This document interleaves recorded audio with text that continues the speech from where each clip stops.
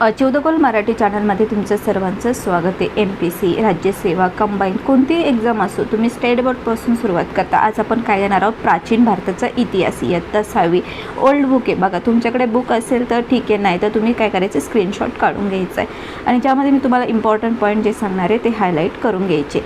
बघा, इतिहासाची आवश्यकता. पहिला चॅप्टर कोणतं, इयत्ता 6वी, चॅप्टर नंबर 1, इतिहासाची आवश्यकता. इतिहास म्हणजे काय? आता इतिहास म्हणजे काय, आज आपण ज्या काळात राहतो तो वर्तमान काळ आहे. आता आपण आज जी जगतोय, आपण आज ज्या काळात जगतोय ते काय, वर्तमान काळ. त्यापूर्वी होऊन गेलेला काळ म्हणजे काय, भूतकाळ. भूतकाळात घडलेल्या विविध घटना इतिहासात सांगितल्या जातात. भूतकाळातील घटनांची सुसंगतपणे दिलेली माहिती म्हणजे इतिहास होय. बघा, इतिहास म्हणजे काय, जे भूतकाळामध्ये घडून गेलेल्या गोष्टी त्याची सुसंगतपणे, त्या घटनांची सुसंगतपणे दिलेली माहिती म्हणजे काय, इतिहास होय. त्यानंतर इतिहासाचे प्राचीन, मध्ययुगीन व आधुनिक असे 3 कालखंड पडतात. इतिहासाचे कोणते 3 कालखंड पडतात, प्राचीन, मध्ययुगीन आणि आधुनिक. भूतकाळात जे काही घडले ते समजून घेणे म्हणजे इतिहासाचा अभ्यास करणे होय. मानव पृथ्वीवर लाखो वर्षापासून राहत आहे. या प्रदीर्घ काळात मानवाने चिकाटीने प्रयत्न करून प्रगती केली. हा त्याचा मार्ग सोपा नव्हता.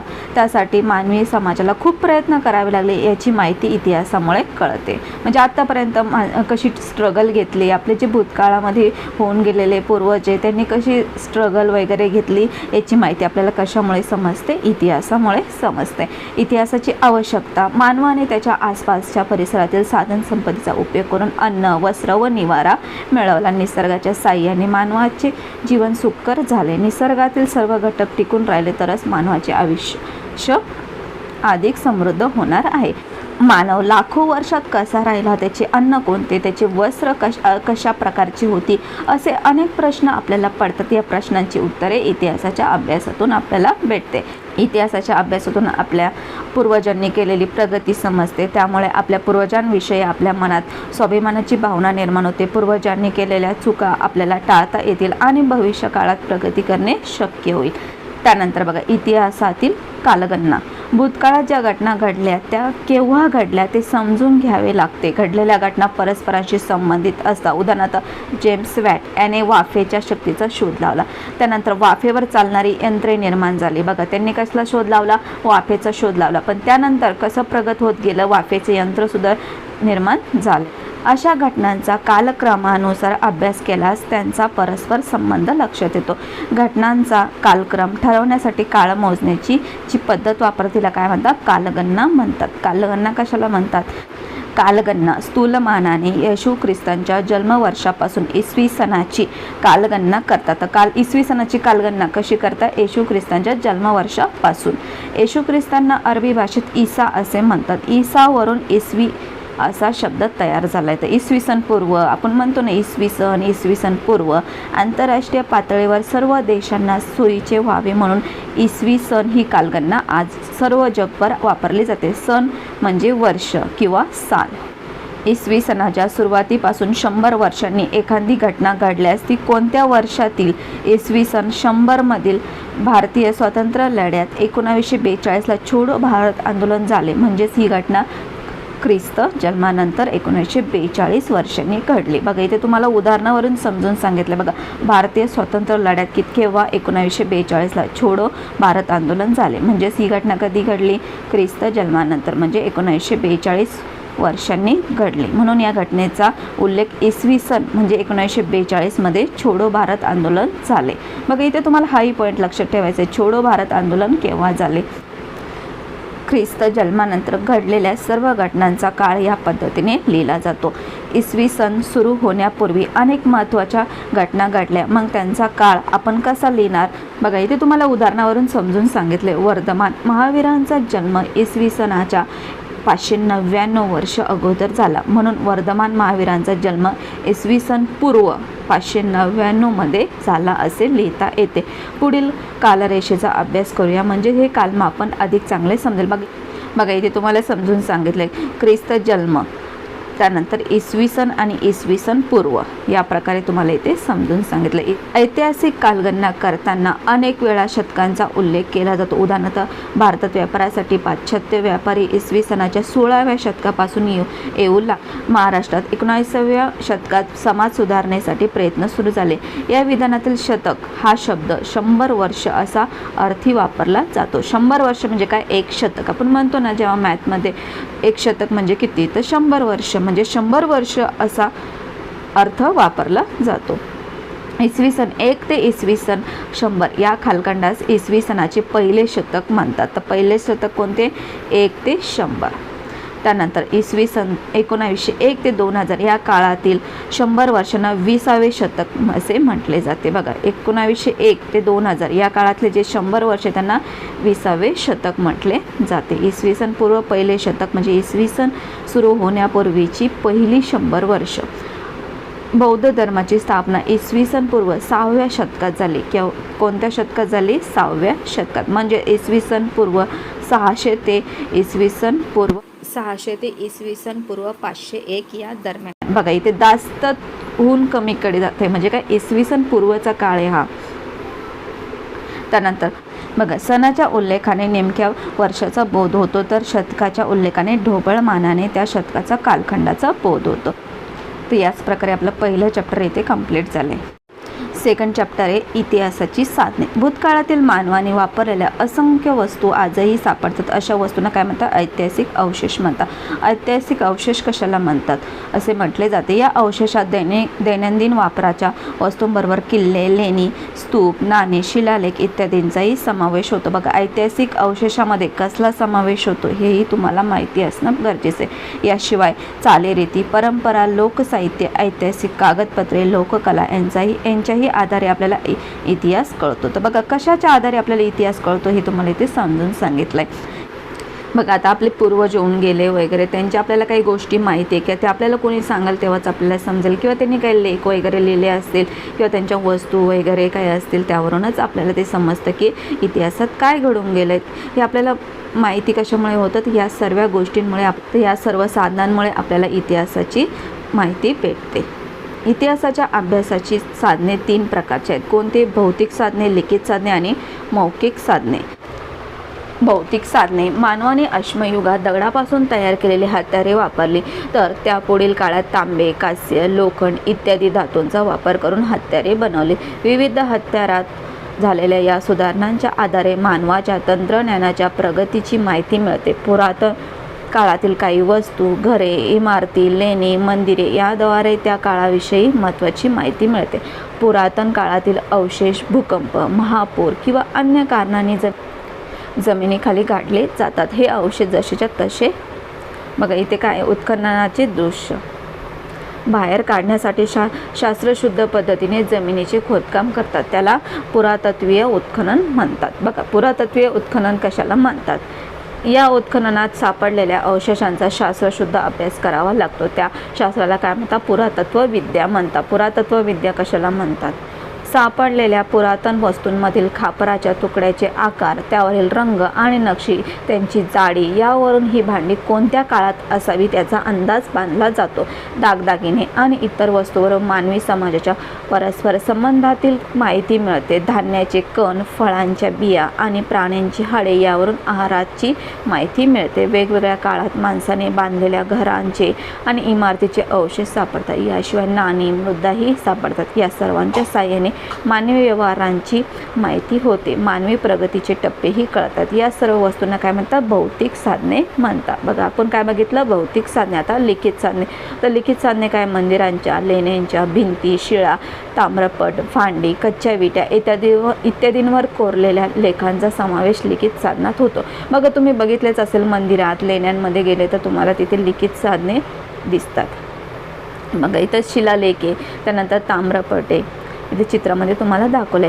सुरुवातीच्या काळात माणूस कच्च्या विटा, पपायरस, झाडाच्या साली, ताडपत्रे, भुर्जपत्रे यावर बोरुने लिहित असे. लिहिण्यासाठी वापरलेले रंग वनस्पतीपासून तयार केले जातात. बघा तुम्ही आता बघितलंच असेल किती प्रकारचे आपण रंग यूज करतो, कलर यूज करतो. पण बघा तेव्हा कशापासून? कलर बनवले जायचे, वनस्पतींपासून तयार केले जातात. तसेच डिंक, काजळी व पाणी यांच्या मिश्रणातून तयार केलेल्या शाईचा वापर केला जात असे. मानवाला लिपीचा विकास करण्यासाठी हजारो वर्ष लागली. माणसाचा अनुभव व ज्ञान जसजसे वाढत गेले तसे त्याने विविध पद्धतीने लेखन करण्यास सुरुवात केली. सभोवताली घडलेल्या घटना, दरबारी कामकाजाचे वृत्तांत इत्यादी माहिती लिहून ठेवण्याची पद्धत सुरू झाली. अनेक राजांनी आपल्या आज्ञा, निवाडे, दानपत्रे दगडावर किंवा तांब्याच्या पत्र्यावर कोरून ठेवली आहेत. कालांतराने वाङ्मयाचे अनेक प्रकार निर्माण झाले. नाटके, काव्ये, प्रवास वर्णने तसेच शास्त्रीय विषयांवरील लेखन झाले. अशा साहित्याला काय म्हणतात? लिखित साहित्य म्हणतात. आता काय बघणार आहे आपण? मौखिक साधने. आता मौखिक साधने कोणती असतात? काही साहित्य माहितीच्या किंवा पाठांतराच्या रूपाने एका पिढीकडून दुसऱ्या पिढीकडे दिले जाते. तर बघा, तुम्हालाही सर्वांना आजीने वगैरे तुम्हाला गोष्टी सांगितल्या असेल, त्या तुम्ही ऐकल्या असेल, त्या तुम्ही दुसऱ्यांना सांगता. हे काय झालं? एका पिढीकडून दुसऱ्या पिढीकडे जाते. पिढ्यानपिढ्या असे साहित्य जपले जाते, ते लिखित स्वरूपात नसते. या साहित्याला काय म्हणतात? मौखिक साधने म्हणतात. मौखिक साधनांमध्ये ओव्या, लोकगीते, लोककथा इत्यादींचा समावेश होतो. भारताच्या प्राचीन इतिहासाची साधने. आता काय बघणार आहोत आपण? भारताच्या प्राचीन इतिहासाची साधने. भारताच्या पुरातन काळातील माहिती पुरातत्वीय उत्खननातून मिळते. ज्या काळातील लिखित साधने उपलब्ध नाही त्या काळासंबंधी ही माहिती विशेष महत्त्वाची ठरते. उत्खननात मिळणाऱ्या मानवी हाडांवरून व्यक्तीची वय, लिंग यांची माहिती मिळते. नगर रचनेच्या अवशेषांमुळे तत्कालीन रस्ते, घरे यांच्या बांधकामाची कल्पना येते. त्यानंतर वैदिक, वाङ्मय, रामायण आणि महाभारत ही महाकाव्ये, जैन आणि बौद्ध धर्माचे ग्रंथ यामुळे भारताचा प्राचीन इतिहास समजण्यास मदत होते. बघा, शिलालेख, परकीय प्रवाशांची प्रवास वर्णने इत्यादी साधने ही इतिहास समजण्यास उपयुक्त ठरतात. ताम्रपट म्हणजेच तांब्याच्या पत्र्यावर कोरलेले लेख, निरनिराळ्या राजांच्या काळात दिलेल्या दानांचा उल्लेख ताम्रपटावर असतो. त्यात दान देण्याचा काळ, स्थळ, प्रसंग यांच्या नोंदी सापडतात. नाण्यांमुळे भारताच्या प्राचीन इतिहासाचा पुरावा मिळतो. काही नाण्यांवर राजांची नावे दिलेली असतात. नाण्यांच्या वापरलेल्या धातूंवरून त्या काळातील आर्थिक परिस्थिती कळते. इतिहास लेखनाबाबत घ्यावयाची काळजी. आता कोणती काळजी घ्यावी लागते? या सर्व साधनांद्वारे इतिहास लिहिताना काळजी घ्यावी लागते. उत्खननानंतर सापडलेल्या वस्तूंचा कालखंड शास्त्रीय पद्धतीने ठरवावा लागतो. उत्खननानंतर सापडलेले पुरावे लिखित साहित्याशी पडताळून पाहावे लागतात. त्याचप्रमाणे लिखित साहित्यातील पुरावेही तपासून पाहणे आवश्यक असते. त्यांची छाननी करून इतर साधनांच्या साहाय्याने विश्वासार्ह ठरलेल्या निष्कर्षांनी ते पडताळून पाहावे लागतात. इतिहास लेखनात अशा शास्त्रीय पद्धतीच्या वापराला महत्त्व असते. तर याच प्रकारे आपलं सेकंड लेक्चरही कंप्लीट झाले. त्यानंतर थर्ड चॅप्टर कोणतं आहे? प्राचीन मानवाचे जीवन. तर बघा, आपण जीवन बघूया प्राचीन मानवाचे. मानव सुरुवातीला जंगलात राहत होता. जंगली प्राण्यांपासून स्वतःचे संरक्षण करणे त्याला गरजेचे वाटू लागले. म्हणून आपल्या बुद्धीचा वापर करून तो लाकूड, दगड, हाडे यापासून हत्यारे तयार करू लागला. या हत्यारांमधील दगडी हत्यारे अधिक काळ टिकून राहतात, त्यामुळे ती मोठ्या प्रमाणात सापडतात. म्हणून या कालखंडात अश्मयुग असे म्हणतात. या कालखंडाला काय म्हणतात? अश्मयुग. तर अश्मयुग कोणत्या कालखंडाला म्हणतात हे खूप महत्त्वाचा पॉईंट. उत्खननामध्ये दगडी हत्यारे विपुल प्रमाणात सापडली आहेत. अश्मयुगातील हत्यारे बनवण्याच्या तंत्रात मानवाने सतत प्रगती केली. अश्मयुगाचे पुराश्मयुग आणि नवाश्मयुग असे 2 टप्पे मानले जाते. तर कोणते 2 टप्पे मानले जाते? अश्मयुगाचे पुराश्मयुग आणि नवाश्मयुग. नवाश्मयुगाची सुरुवात सुमारे 10,000 वर्षापूर्वी झाली. या काळामध्ये माणसाला शेती आणि पशुपालन कसे करावे हे कळले. तसेच त्याला धातूचेही ज्ञान झाले. शेतीसाठी लागणाऱ्या दगडांच्या अवजारांबरोबरच तो धातूच्या वस्तूही बनवू लागला. त्यानंतर अन्न. मानव फळे, कंदमुळे, मांस खात असे. लहान प्राण्यांचीही शिकार करत असे. तो मासेमारीही करत असे. अन्न शिजवण्यासाठी अग्नीचा उपयोग होऊ शकतो हे त्याला कालांतराने समजले. शेती. त्यानंतर प्राचीन काळापासून शिकार व हत्यारे तयार करण्याचे काम बहुधा पुरुषांकडे असे, तर कंदमुळे, फळे गोळा करणे, अन्नाची व्यवस्था करणे ही कामे स्त्रियांकडे असत. जमिनीवर पडले तर त्यापासून नवीन रोपे उगवतात हे स्त्रियांना निरीक्षणातून समजले. यातूनच नव अश्मयुगामध्ये धान्य पेरून शेती करण्यास प्रारंभ झाला. बघा, जेव्हा त्यांना समजलं की जेव्हा बीम जमिनीत जाते त्याचं रोप तयार होतं, म्हणजे यापासून आपण काय शेती करू शकतो. म्हणजे शेतीचा प्रारंभ केव्हा झाला तर नव अश्मयुगामध्ये झाला.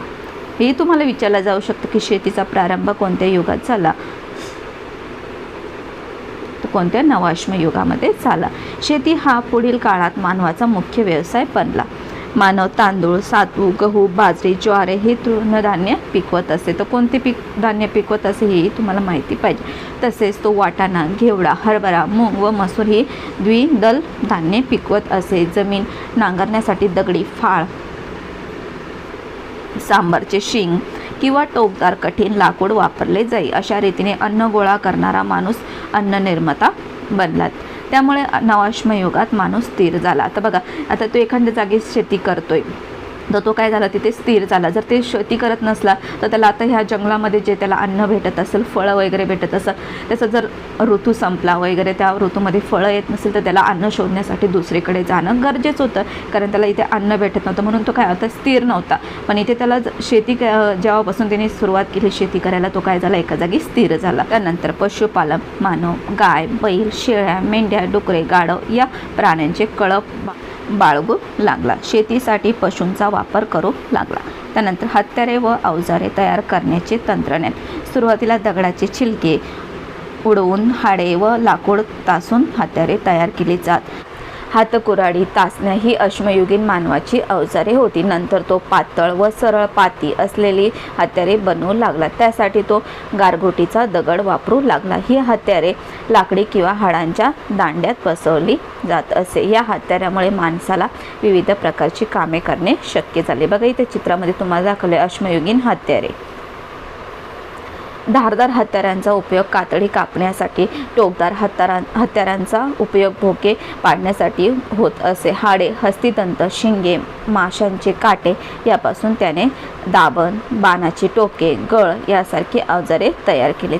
त्यानंतर कला आणि हस्तव्यवसाय. प्राचीन मानवाने गुहांच्या भिंतीवर चित्रे काढलेली दिसतात. काही चित्रांमध्ये शिकारीचे दृश्ये आहेत, तसेच सामूहिक नृत्याची आणि विविध प्राण्यांची चित्रे काढलेली आढळतात. बघा, इथे तुम्ही अशी चित्रे बघितली असेल. हे काय प्राचीन गुहाचित्र आहे. भीमबेटका, शंख, हस्तिदंत, मणी यांचा वापर दागिने तयार करण्यासाठी होत असे. नवा अश्मयुगात माणूस मातीपासून प्राण्यांच्या आणि मानवाच्या प्रतिकृती बनवू लागला. याच काळात माणसाला चाकाचा शोध लागला. चाकाचा उपयोग वाहतुकीसाठी व मातीची भांडी बनवण्यासाठी केला जात असे. चाकाच्या शोधामुळे मानवाच्या प्रगतीला वेग आला. गाव वसाहती. नवा अश्मयुगात मानवाच्या जीवनाला स्थिरता आली. का आली तर आपण आत्ताच बघितले, शेतीमुळे. माणसे संरक्षण आणि सोयीसाठी एकमेकांच्या शेजारी घरे बांधून राहू लागली. यातूनच काय झालं, गाव वसाहती निर्माण झाल्या. त्यानंतर नागर संस्कृतीचा उदय. तर शेतीला जोडून इतर व्यवसाय निर्माण होऊ लागले. शेतमालाच्या व इतर वस्तूंच्या भरपूर उत्पादनामुळे व्यापार सुरू झाला. व्यापाराच्या दृष्टीने सोयीस्कर अशा ठिकाणी नगरे निर्माण झाली. अशा रीतीने नागरी संस्कृतीचा पाया घातला गेला. नागरी संस्कृती नद्यांच्या परिसरात निर्माण झाल्या, कारण तिथे त्यांना व्यवस्थितरित्या पाणी उपलब्ध होते, त्यामुळे ते शेती चांगली करू शकत होते. भारतात या काळात सिंधू नदीच्या खोऱ्यात नागरी संस्कृती अस्तित्वात आली. बघा, नागरी संस्कृती कुठे अस्तित्वात आली तर कोणते, सिंधू नदीच्या खोऱ्यात. आशिया खंडात तैग्रिस, युफ्रेटिस या नद्यांच्या खोऱ्यात आणि आफ्रिका खंडातील नाईल नदीच्या खोऱ्यात नागरी संस्कृती भरभराटीला आली. तर कोणत्या नद्यांच्या खोऱ्यात नागरी संस्कृती भरभराटीला आली हे लक्षात ठेवायचं आहे. आपलं 3rd लेक्चरही कंप्लीट झालेलं आहे. त्यानंतर 4थं चॅप्टर आहे हडप्पा संस्कृती. पंजाबमधील रावी नदीच्या काठी हडप्पा येथे इसवी सन 1921 रेल्वे मार्गाचे काम चालू असताना काही पुरातन विटा व चित्रलिपी असलेल्या मृदा आढळल्या. इसवी सन 1922 सिंधमधील मोहनजोदडो येथील उत्खननात चित्रलिपीसारखी अक्षरे असलेल्या मृदा सापडले. या अवशेषांवरून भारतातील एका प्राचीन व प्रगत संस्कृतीचा शोध लागला. बघा, केव्हा तर पंजाबमधील रावी नदीच्या काठी हडप्पा येथे काय इसवी सन 1921 रेल्वे मार्गाचे काम चालू असताना. या अवशेषांवर भारतातील एका प्राचीन व प्रगत संस्कृतीचा शोध लागला। ही संस्कृती सुमारे 5000 वर्षापूर्वी अस्तित्वात होती। तर केव्हा अस्तित्वात होती? 5000 वर्षापूर्वी। आज हडप्पा व मोहनजोदडो हे ठिकाणे पाकिस्तानमध्ये आहे। बघा हे ठिकाण आता कुठे? हडप्पा आणि मोहनजोदडो पाकिस्तानमध्ये। बघा इथे मॅपमध्ये हडप्पा आणि मोहनजोदडो आणि हडप्पा, रावी नदी। त्यानंतर या संस्कृतीचे अवशेष भारतात इतरत्रही सापडले आहेत। त्यामध्ये रुपड, राखीगढी, लोथल, सुरकोतडा, धोलावीरा, कुतांसी, रंगरपूर, आलमगीरपूर, कालीबंगन, दायमाबाद ही महत्त्वाची स्थळे आहेत। तर कोणती महत्त्वाची स्थळे हेही तुम्हाला नोट करून घ्यायचं आहे। ही सर्व ठिकाणे नद्यांच्या खोऱ्यात वसलेली आहेत। रावी व सिंधू नदीच्या खोऱ्यात हडप्पा संस्कृतीच्या वसाहती होत्या। तर बघा कोणत्या 2 नदीच्या खोऱ्यात हडप्पा संस्कृतीच्या वसाहती होत्या? तर रावी आणि सिंधू। या संस्कृतींना हडप्पा संस्कृती असे म्हणतात। हडप्पा संस्कृती कशाला म्हणतात? सुनियोजित नगर रचना, रस्ते, घरे, सांडपाण्याची व्यवस्था, स्नानगृह, अलंकार, खेळणी, मातीची भांडी, मृदा, तांबे, सोने आणि चांदी या धातूंचा वापर ही हडप्पा संस्कृतीचे वैशिष्ट्य आहे। त्यानंतर नगर रचना, काही ठिकाणी उत्खननात संपूर्ण नगराचे अवशेष सापडले आहेत। नगरांभोवती संरक्षणासाठी मोठी भिंत बांधलेली असे। या भिंतीला ठराविक अंतरावर टेळण्यासाठी बुरुज असत। त्यानंतर रस्ते, नगरांमधील रस्ते प्रशस्त तसेच लांब व सरळ होते, ते एकमेकांना काटकोनात छेदत होते। त्यानंतर घरे, एकमेकांना काटकोनात छेदणाऱ्या रस्त्यांमुळे नगरांचे आयताकृती विभाग पडलेले होते। या प्रत्येक विभागाचा 25 ते 30 घरे असत। ही घरे रस्त्याच्या दोन्ही बाजूंना असत। घरांचे बांधकाम कच्च्या आणि पक्क्या विटांचे असे। 2 घरांमध्ये अंतर ठेवलेले असे। हवा खेळती राहावी हा त्यामागचा हेतू होता। नद्यांना वारंवार येणारे पूर लक्षात घेऊन घरे उंच जोत्यावर बांधत असत। त्यानंतर सांडपाण्याची व्यवस्था, रस्त्याच्या दोन्ही बाजूंची बंद गटारे जमिनीखाली सुमारे 1 मीटर खोल होती। बघा इथे गटारे किती? 1 मीटर खोल होती रस्त्याच्या दोन्ही बाजूंची। गटारे तुंबू नयेत अशी व्यवस्था केलेली होती। सांडपाण्याची ही व्यवस्था स्वच्छता व आरोग्याच्या दृष्टीने आदर्श होती। बघा गटारे जे होती ती कशी होती? बंद गटारे होती। त्यानंतर महास्नानगृह, मोहनजोदडो येथे एक प्रशस्त स्नानगृह सापडले आहे। त्यातील स्नानकुंड 12 मीटर लांब, बघा किती? 12 मीटर लांब आणि 7 मीटर रुंद आणि 2.5 मीटर खोल या मापाचे होते। कुंडातील पाणी झिरपून जाऊ नये म्हणून ते आतून पक्क्या विटांनी बांधलेले होते। त्यात उतरण्यासाठी पायऱ्या होत्या। स्नानकुंड साफ करण्याची व्यवस्था होती, तसेच त्यातील पाणी वेळोवेळी बदलण्याची सोय होती। बघा इथे चित्रामध्ये तुम्हाला दिसतात, इथे बघा हे उतरण्यासाठी स्टेप्स वगैरे। मोहनजोदडो येथील उत्खननात असे आढळले की सततच्या पुरामुळे तेथील वसाहत पुन्हा नष्ट झाले आणि प्रत्येक वेळेस नव्याने वसवली गेली। अशा तऱ्हेने तेथे एकाच जागी एकावर एक 7 वसाहतीचे अवशेष मिळाले आहेत। बघा आता पुराने जर घर वाहून गेलं तर परत त्याच जागेवर नवीन घर बांधले, अशा प्रकारे तिथे 7 वसाहतींचे अवशेष मिळाले आहेत। या वैशिष्ट्यावरून ही संस्कृती नागरी संस्कृती होती असे दिसते। या संस्कृतीतील लोकांनी स्वच्छता व आरोग्यविषयक सोयीवर भर दिला होता।